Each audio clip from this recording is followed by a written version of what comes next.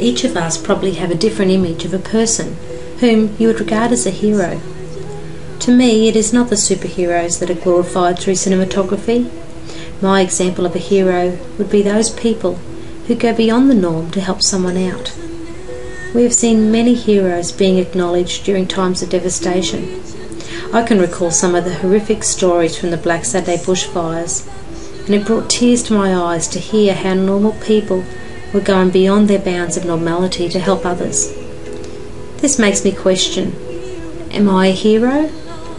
Well, not in the sense that I have saved people from death or leaped tall buildings in a single bound, but in my heart and in my life, I stepped beyond my norm, and I have travelled the hero's journey, and I now have a sense of freedom that education gave me.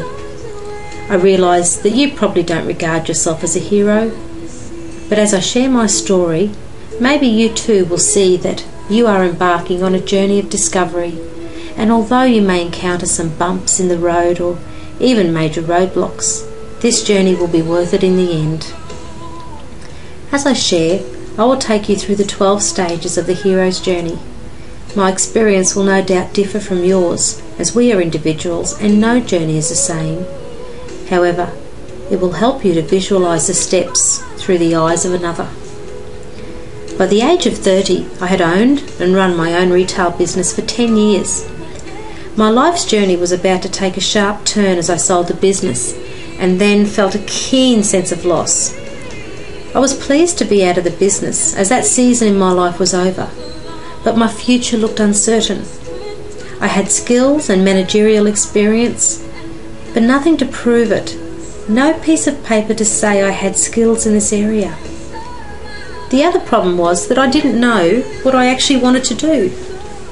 My head was spinning as I kept telling myself that I should just be happy being a mum and working in the job that I was. However, it wasn't enough. I felt like I'd hit a dead end.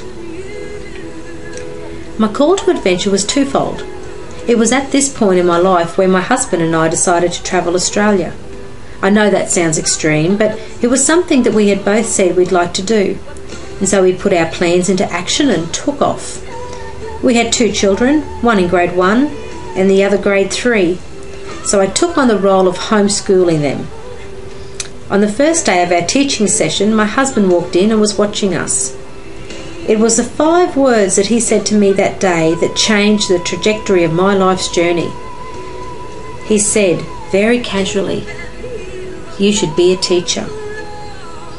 I know this sounds odd, but it was my light bulb moment. It was that point where I had a revelation and knew that the teaching profession would be perfect for me. It was a far distance pathway, but this was my call to adventure. An unknown quantity, but an adventure for sure. I never refused this call, but I had doubt upon doubt piling up in my mind, trying to convince me that I was biting off more than I could chew. My recollection of my high school days was quite blurry. It was a social time for me, as I had never aspired to go to university. I wasn't sure of my capability to handle academic study, so doubt was weighing very heavy on my mind. My decision to become a teacher was supported by my close family, but none more so than my mother.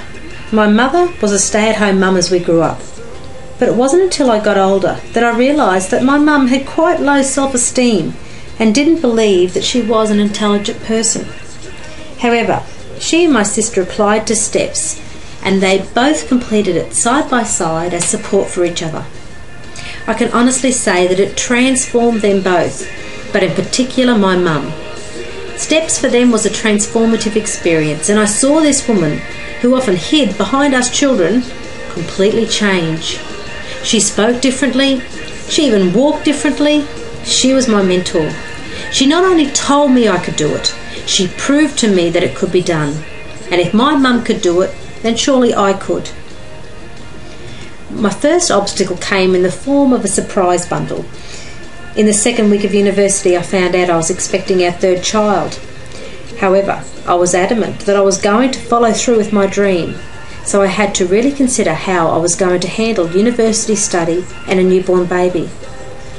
My daughter was born in October, the week after uni finished, but because I'd fast-tracked my first year of study, I was able to reduce the number of courses each term, which helped me to juggle my new mummy role. Although I was very excited about this journey, I often battled with feelings of not belonging in this environment. I was trying very hard to blend in and look and act like a university student. It took me most of the first year to realise that I did have potential and that I could do it. Slowly, I stopped feeling like a fraud and started becoming a student. I loved the social element of university. I bonded well with my classmates and enjoyed the comradeship that we shared. I could see my knowledge was growing, my skills were developing, and my confidence was increasing. In addition, my love for learning was being kindled, and I found that I had a thirst for knowledge. As I was nearing the end of my degree, I had to do practical experience in a school that I knew nothing about, with a teacher that I'd never met. A few people had made comments about her, and that only fueled my fear. And in addition to this, my husband was offered work in South Australia, so he was away for 3 to 4 weeks at a time. This period of time was exhausting for me. Not only did I have my motherly duties to contend with, I had to take full control of the family, plus plan for my practical experiences. Every night I was working until past midnight to prepare, and then up at 5 to do my daily exercise routine so that I could be energised, ready for the day. I look back at this time and recall how exhausted I was. When I asked my children what they remember about that time, they recall being allowed to watch Simpsons, which was a no-no in our house. I was too exhausted to argue, and if I'm being really honest, it gave me an hour time slot to catch up on work and study. My nervousness about prac experience was all for nothing. My mentor teacher had a wealth of knowledge, and I learnt more than I ever expected under her tutelage. She had confidence in me and gave me complete control over the class. At the end of this experience, I walked away with confidence and assuredness that I was in the right pathway for me. To finish off, I had an interview with some of the leaders in the school. I was fully prepared and the interview went splendidly. I was on such a high. But I knew there was one person whom I really wanted to share this news with, and that was my mum. I rang her and said, let's go and celebrate. And celebrate we did over pizza. I felt like a new person. Same face, slightly more weight due to the extra snacking while studying. Still the same body that got out of bed to go for that early morning walk. But inside I felt different. I achieved something that for many years I'd never even thought possible. I felt a sense of triumph as I marched across the stage in my academic gown to receive my testament. If my head and my heels would have let me, I would have raised my hands in triumph. It was indeed an amazing sense of achievement. I found that I had a new spring to my step, and I also found that by me gaining an education, actually built up my self-confidence and my inner sense of contentedness. But what it has also done is shown my family by example that they can achieve far more than they thought possible. My children now realise that they can carve a path for their future, and they don't have to be stuck in a rut. My attitude to life in general has changed. I want others to experience what I have experienced. I'm open to new challenges in my life, and already I have stepped forward and completed my Masters. My passion for education is palpable, and my belief in people is non-wavering. If you are committed and you want to see change in your life, let me tell you that you are certainly on your way.